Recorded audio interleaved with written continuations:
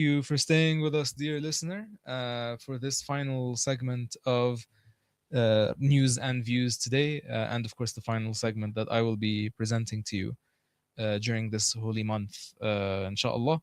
And so we are joined at the moment by Dr. Gideon Chitanga, who is a political analyst and international relations expert, to talk about the war currently taking place in West Asia and what sort of implications and lessons that can have for African countries in a changing world. So, good morning, Dr. Gideon. How are you doing today? I'm doing well. How are you? Good morning to your listeners.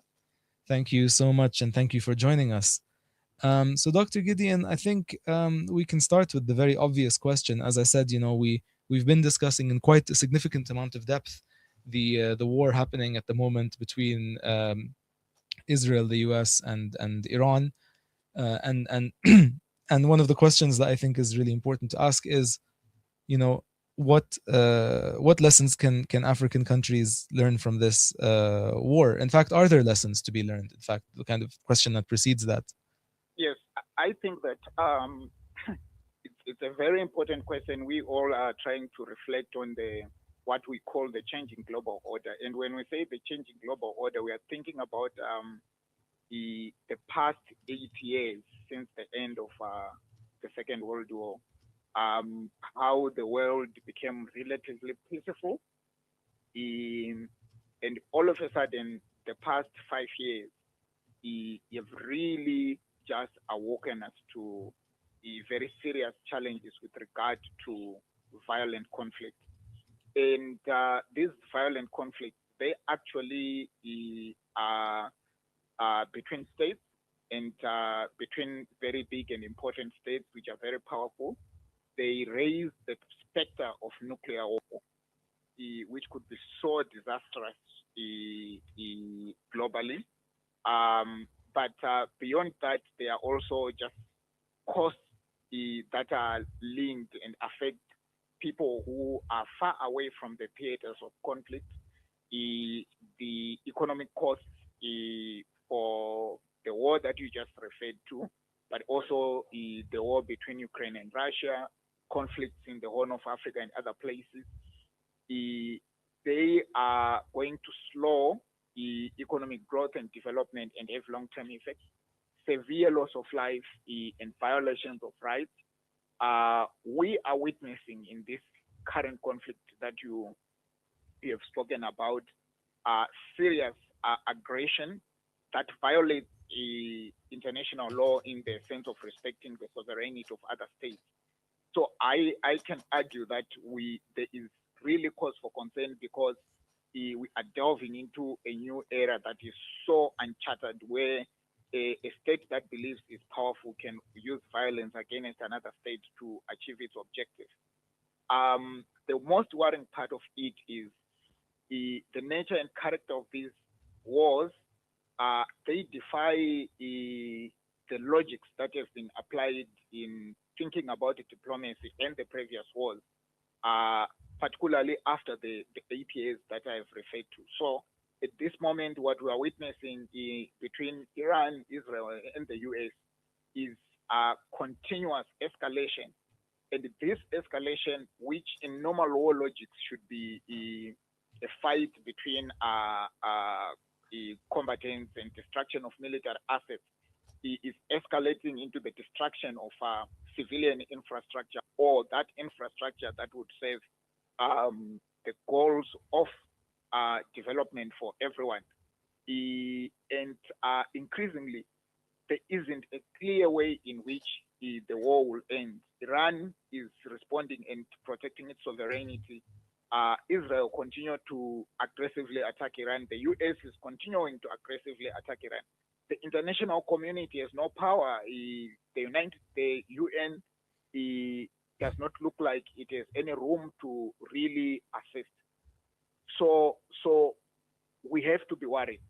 Eh, and but as we get worried, I think that there's need to really rethink the models that have applied in the past and to imagine maybe better ways of responding to differences. Thank you, Dr. Gideon. And so, I mean, Something that you refer to as well is the fact that these constant escalations also indicate a breakdown of, kind of diplomatic norms and other processes and mechanisms of de-escalation and diplomacy and mediation Yeah, that the world has come to rely on to some degree. However, I mean, there is also a fundamental question about this as well, particularly in relation to post-colonial states and those in the global south, including states in Africa, yeah, which is that we know that the international system and international law were largely written by states in the global north to protect them from each other.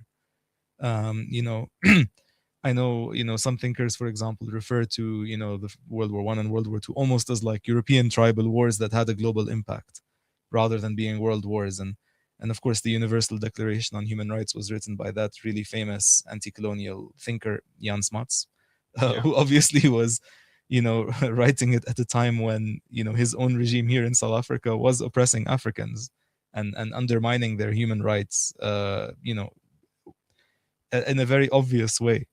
So the So, the, the, the thing is, it's one thing to theorize about the deficiencies of the system and the historical context. But mhm, what has happened in very practical terms is that even um, the countries in the global south, or let's talk about the citizens in the global south, who have suffered so much indeed, the, we got to a point where they could use their agents within the constraints of these institutions, of course, to start to advance their agenda. One of the major debates in international relations and diplomacy at the moment is the fact that African countries are calling for more representation within the UN system and other multilateral institutions. The key fact here is you have institutions, you have some kind of norms and rules that everyone should abide by. And this creates or provides some kind of leverage to these states which probably may not be able to compete militarily or technologically by way of defining rules. Indeed, the rules and institutions have not necessarily been respected by the so-called major powers. Particularly the United States, it violates these rules when it desires, and it pretends to uphold them when it sustains its interest. But at least, at least, these are countries from the global south. They can call out the US to say, look, we have rules here. South Africa is part to a number of countries that have come together to take Israel to the ICJ over its genocide in Gaza. This is what the rules does. So the impact of rules may not be instantaneous, but long term, they create a normative structure that can at least give other countries some level of holding violators accountable.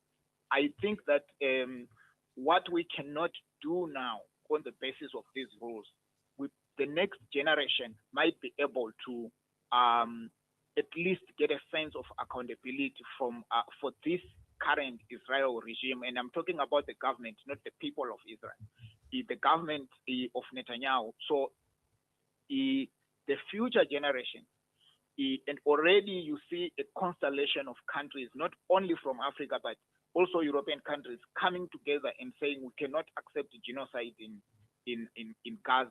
There's already a sense of other people starting to say we don't want to witness the genocide in Gaza in Iran. This is what rules does. In the future, someone, some organization, some future generations, and some of them could be Israeli, American, European, and African, could come together and say, we have to set a precedent. A line was crossed here, and this cannot be accepted. And when that is done, you also redefine rules. But obviously, the key thing is these states, they act basically to advance their own security and maybe economic interests. And unfortunately, they are taking the world with them, including some of us who are far off these places, towards anarchy. And the most dreadful thing is that the violence that we are seeing is escalating, and now inflaming the whole Middle East region. And so this is the violence in terms of military violence, but we will continue to suffer the economic violence coming out of this conflict. Thank you so much, Gideon, Dr. Gideon. Sorry Yeah, for it's these. fine. It's fine. It's fine. Thank you Not very a much for problem. these really important and interesting reflections. And I mean, I think there are still so many more lessons, and kind of different facets and dimensions as well that we should probably talk Yes, about. Um, of course, I agree with you. but unfortunately, I'm gonna have to let you go at this point. Thank you. But I do hope that a situation arises for us to talk about these things in more depth, Yes, because they are important. So thank yes, you so much, Dr. Gideon. It's been a pleasure to listen to you. you're welcome. All right, thank you. And of course, dear listener, that brings us to the end of our broadcast for today on News and Views, and of course, the end of my stint as your guest presenter here on News and Views throughout this holy month. And so, just to keep it short and sweet to conclude, thank you so much for joining us. Thank you so much for your time. And of course, thank you to Salam Media for allowing me to speak with you. Yeah, to conclude, of course, this holy month, I wish everybody a blessed Eid Mubarak. And of course, may Allah accept all of our efforts and fasts. And may, inshallah, this be the final Ramadan in which we do not have a free Palestine. May it be, inshallah, the final Ramadan in which we don't have a free Sudan, a free DRC, a free Western Sahara, and of course, inshallah, this is the last Ramadan in which people who are suffering under the hands of oppressors continue to suffer. And so, with that, I will bid you for this Ramadan a final Assalamu alaikum wa rahmatullahi wa barakatuh.